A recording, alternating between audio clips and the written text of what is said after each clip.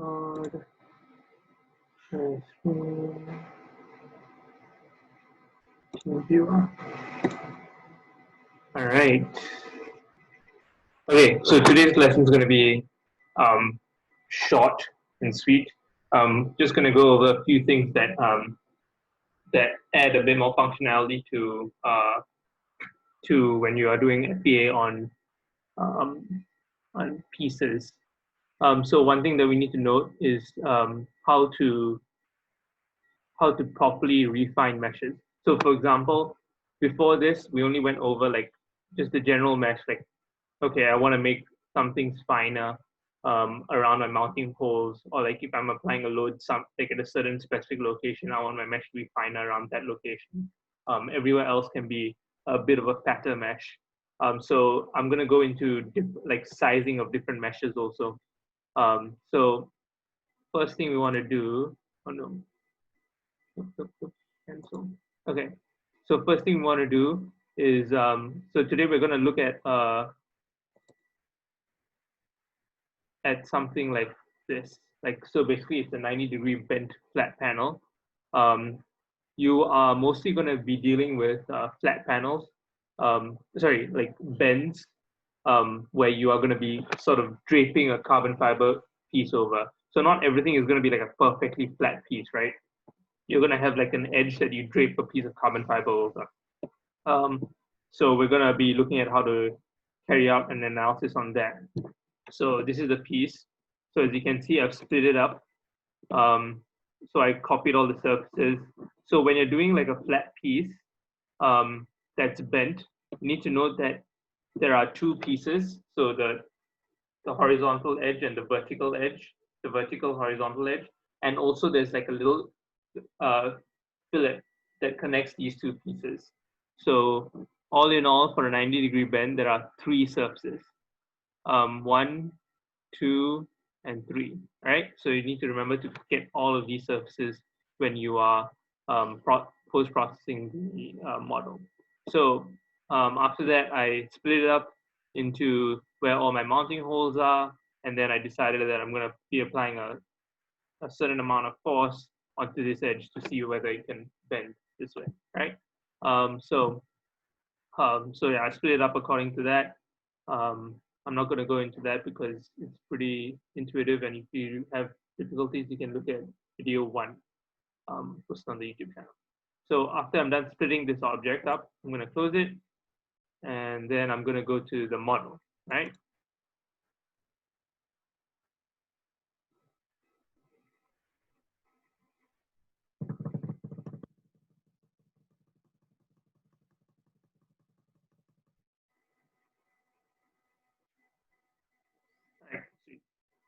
So once we're done with the model, once we've opened up ANSYS Mechanical, we're going to look at the model. And so, as usual, we want to define the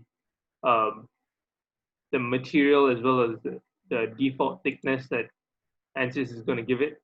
And then after that, you're going to want to mesh it. All right. So when you carry out meshing, first thing you want to do is you want to carry out face meshing.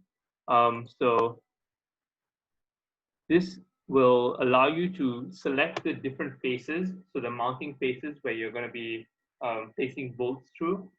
And so in order to do that, you want to right-click mesh, insert, and then you want to click face meshing. Once you click face meshing, this will appear, and you need to select the faces where this will apply to. So usually, remember when you split it, we split it along the like a rough area where the tabs are going to be in contact with the piece. So in this case, I split it according to that, and I'm going to select that area where the tabs are going to be in contact with my carbon fiber piece. After that, my method, I want to click triangles, best split. So this is only for holes. This is because if you look at, let me see what I can draw. Okay, so if I look at a circle, and if I try and do squares, I cannot get a fine sort of square. So what happens is I will break up the circle into squares, and it will look kind of disjointed. So instead of getting a fine circle, what I'll get is a hexagon. So sort of like, instead of, so imagine if this will be like this. So it's not exactly a circle. Whereas with the triangle, what I can do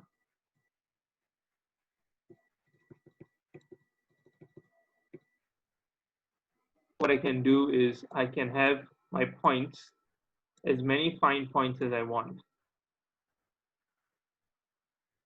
So I can, yeah, there's like a way to do this, but yeah. So the meshing software for around circles works better with triangles. Main reason why we don't use triangles everywhere is because quadrilaterals tend to give a bit more precise answer when dealing with flat surfaces or like near flat surfaces. However, around circles, around holes, or like circular edges, triangles tend to work better. So this is sort of the reasoning why. Yeah, because you can get the points on the triangles to fit closer to the circle, and you get a better defined circle. So yeah, okay. Wait, is that? No, I can't. Oh no. All right, there we go. All right. Okay. So once you're done with that face meshing, it's pretty simple. So you just have to select the faces, do triangles best split, then body sizing you carry out as normal. Select the default size. So in this case, I just wanted a uniform mesh size across the entire thing.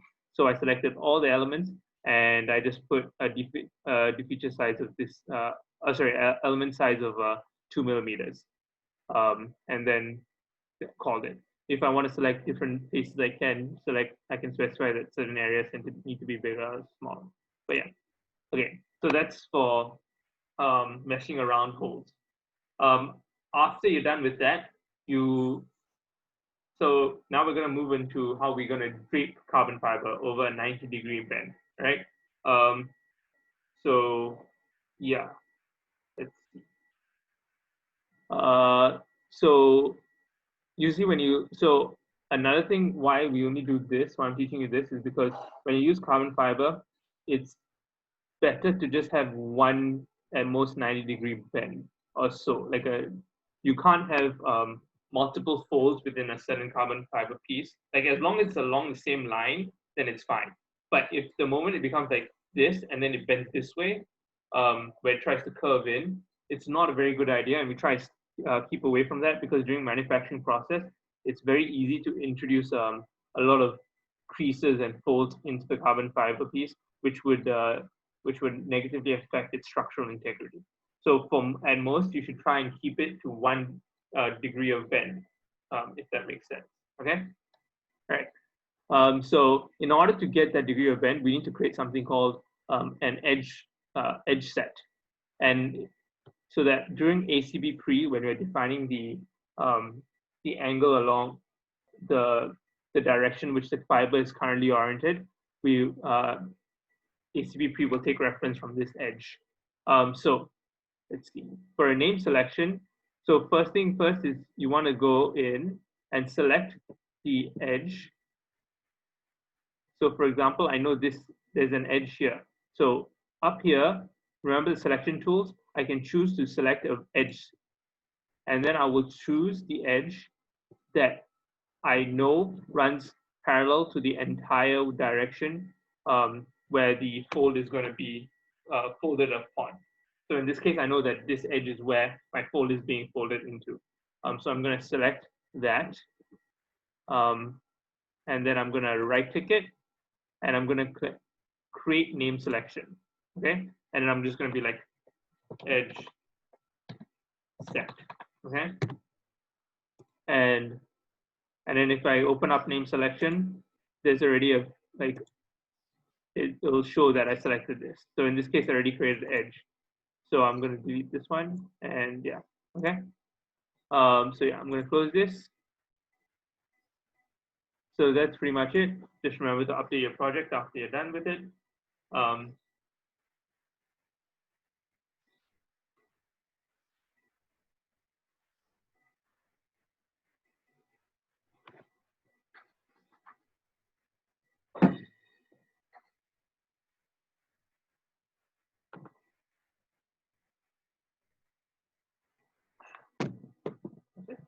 All right, so now it's all updated. Now, drag in ACP pre, connect it to your model, then click on setup to open up ACP pre. This is where we're going to start. This is where there's going to be a slight change to when we're putting a flat panel down, right? But it's very minor. But it's good to know in order to do that so you get more accurate results. Is it opening?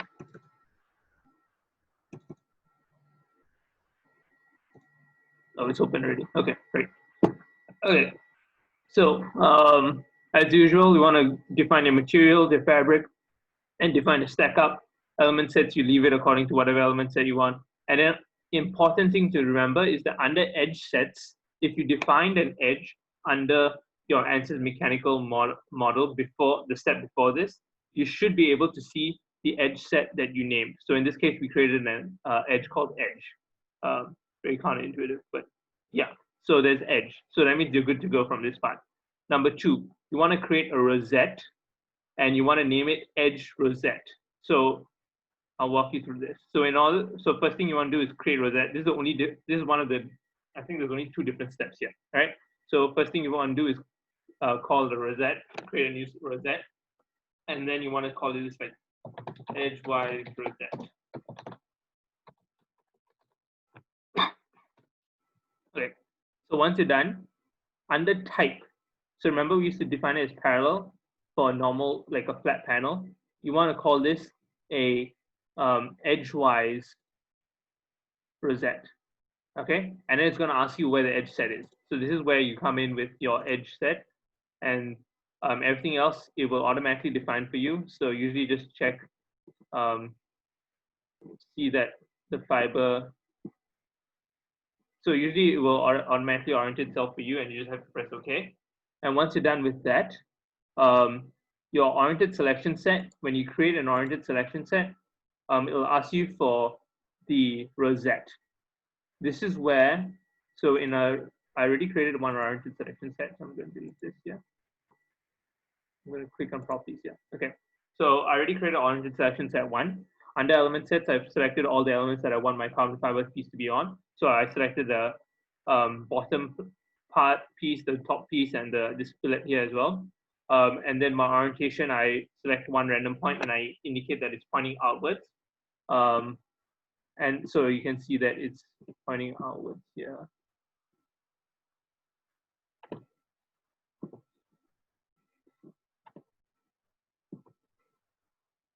So yeah, you can see it's pointing outwards from the flat panel. And then that's the direction. Under my reference direction, I select minimum angle, and then I select the edge rosette that I defined earlier, okay? And then I press OK. And now let's create another oriented selection set with a normal. I'm not so sure whether this will work, but sometimes it works, sometimes it doesn't work. We'll see whether it will test today. Do a reset. Oh no, element set. Okay, there we go. Orientation, just select a random point. Okay. Rosette. You're going to select a normal rosette that I just defined randomly. And we're going to see whether that works as well. So sometimes it works, sometimes it doesn't work. But usually if you want your guaranteed results, it's good to just stick with the oriented selection set. Okay, and then we're going to create another modeling group. And this one we're going to have create apply.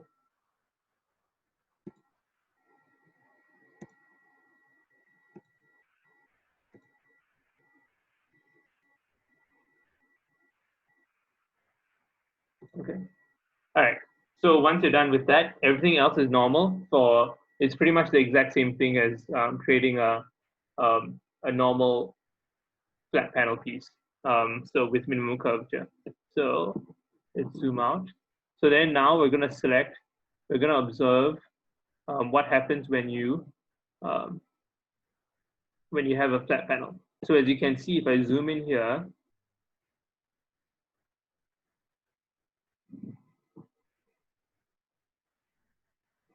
so this is the vertical edge. So you can see that it's very parallel and uniform. And then when I look at the bottom piece, it's also pretty much the same thing.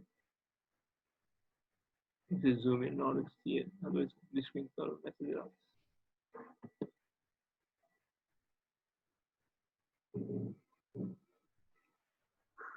Oh, this is so slow. Okay, so you can see that the bottom piece and the top piece, they're both oriented in the same direction, okay, the fibers. So this is really important because remember when you drape things over, like if you think about it, like if I have my like 0-degree ply going this way in this direction, my top piece should also follow in the same direction. But then let's see what happens for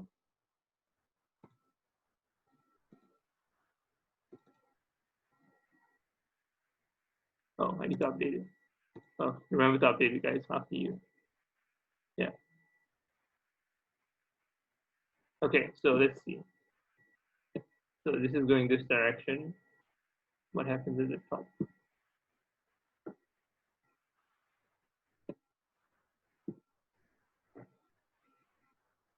Oh, it works too, I guess.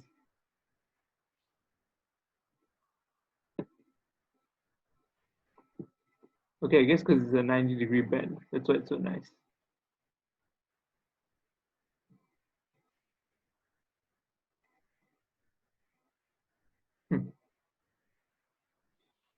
Yeah, so it works in this case, but I'm not so sure why. Okay, so, but typically when you're using 90-degree bends, it's better to just stick with edgewise rosettes and do it this way, okay? So sometimes it works, yeah, okay. Sometimes it works, sometimes it won't, but very curious as to why. All right, anyways, but this is the proper practice. And in case if your normal rosette doesn't work, then you might want to use the edgewise rosette to define your 90-degree the fiber direction accordingly, right? So any questions for me? Okay, so this is pretty much the end of it. I think, yeah, I don't have any more lessons to teach you guys. If you need any more, if you feel like you want to learn more, there's a lot more functionality within ACP Pre, but we don't really use it for ANSYS. So one good learning resource is Udemy. There's an ANSYS course on that, ANSYS ACP Pre. I highly recommend doing that if you have time on your hand during summer and you're trying to pick up, you're trying to get more comfortable with FEA. It's a very big thing in the industry, like FEA, and especially knowing how to put ANSYS, like ANSYS on your like FEA on your resume for a lot of aerospace companies and is a big thing, especially in Los Angeles area. So you'll definitely stand out from the other applicants. So I highly recommend doing Udemy. This whole thing is just meant for a brief introduction to ANSYS and sort of get used to things. The only way for you to get good at it is to continually to carry out FEA, figure out what works and what doesn't work, and yeah. All right, so this is the basics pretty much. All right. If not, then I think that's the end of this lesson. Pretty short and sweet. Yeah. Good luck, guys.